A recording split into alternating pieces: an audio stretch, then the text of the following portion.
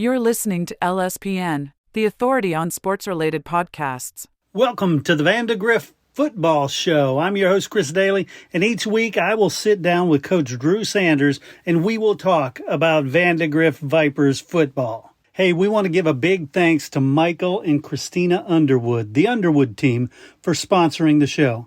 Family-owned and operated, accredited luxury specialists, and proud supporters of Viper Nation. The Underwood team, your Vandegrift Viper area real estate experts.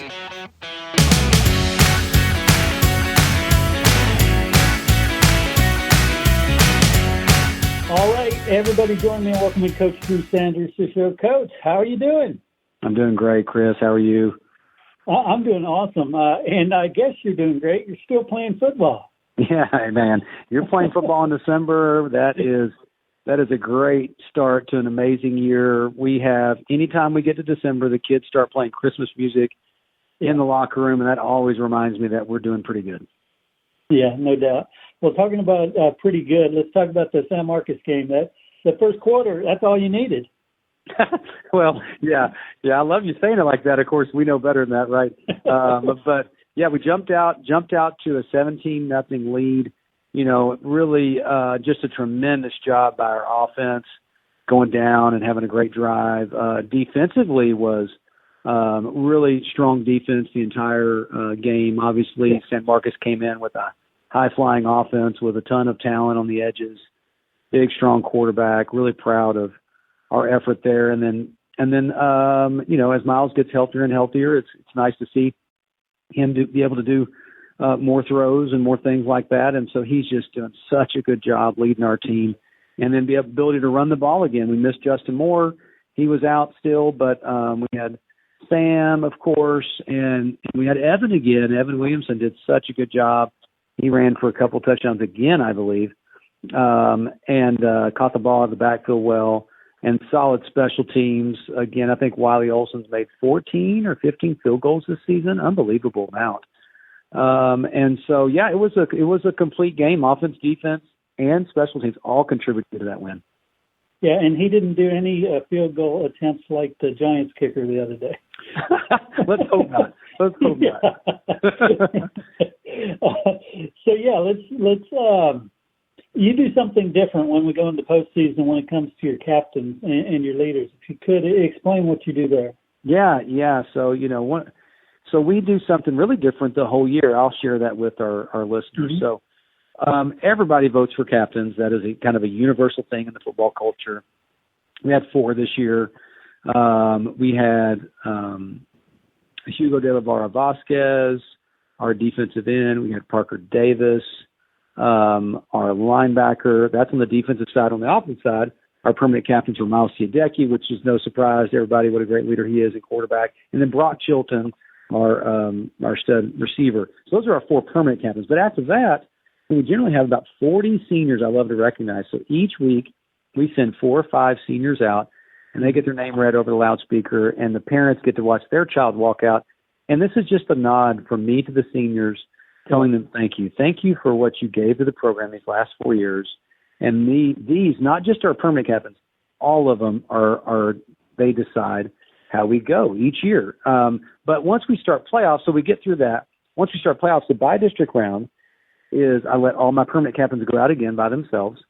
And then after that, when we go 2nd, 3rd, 4th, 5th, 6th round, at this point, we start sending out some underclassmen to give them practice, what it feels like. And so that's been fun, too, where the captains will vote on some underclassmen that deserve to be recognized. And so we're thrilled to do that. So we'll do that again this week. Excellent. I love traditions when it comes to programs. You've got some really cool ones. And what I've seen is when you have cool ones like this, other programs around the state slowly pick those up. And I think that's one that will probably show up somewhere else. Thanks, Chris. Yeah, we really try hard to, I think football, I think one of the reasons high school football particularly resonates with everybody because it still keeps all the old traditions that we grew up with. While everything's so dramatically changing, high school football is staying a lot of the same. And so I really appreciate that about it. Amen. Well, I saw some stat that showed something like 20 rematches this round, which is insane across all levels. and we can't talk about that without talking about drip. I know I've said this to you before. I've said this for years to everybody. I always discount game one just because you don't even have the right kids in the right places yet. Talk to me about how this rematch is going to hopefully shake out, because we didn't like the result of the first one. Yeah, I was talking to a parent in the grocery store a few weeks ago or months ago, and they were talking about that loss. And then we also had that one other loss to McNeil. And my line has been lately, like, I'm still trying to figure out how to win every game every year. It's hard to do. And, of course, they laugh, I laugh. But it's just so hard to win every game every year. It's just impossible almost. And so, you take those losses and you learn from them. And that's what you got to do. Obviously, Drip was a very good program. They've been destroying everybody. They beat Westlake, for example. Yeah. And so they're a very quality program. Their offense has been lighting the scoreboard up. Anytime they want it, they can throw the ball. Anytime they want to, they run the ball on people.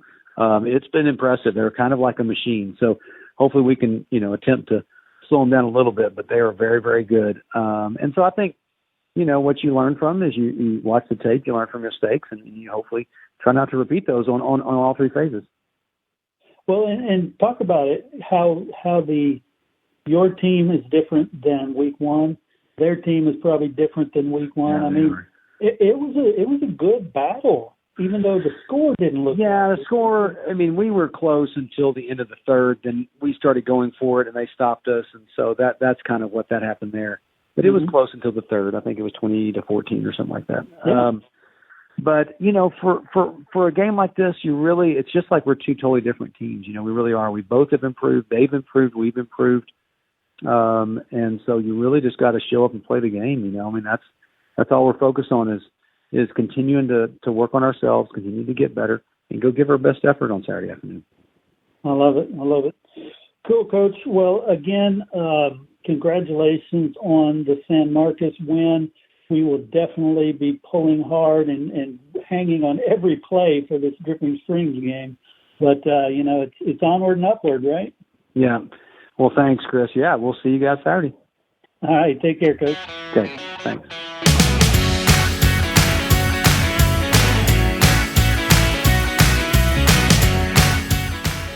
Did you play Texas high school football? If you did, you're part of an elite group, the Brotherhood of Texas High School Football. All football players, past and present, who have ever suited up in the Lone Star State are eligible. Go to LoneStarGridiron.com/brotherhood.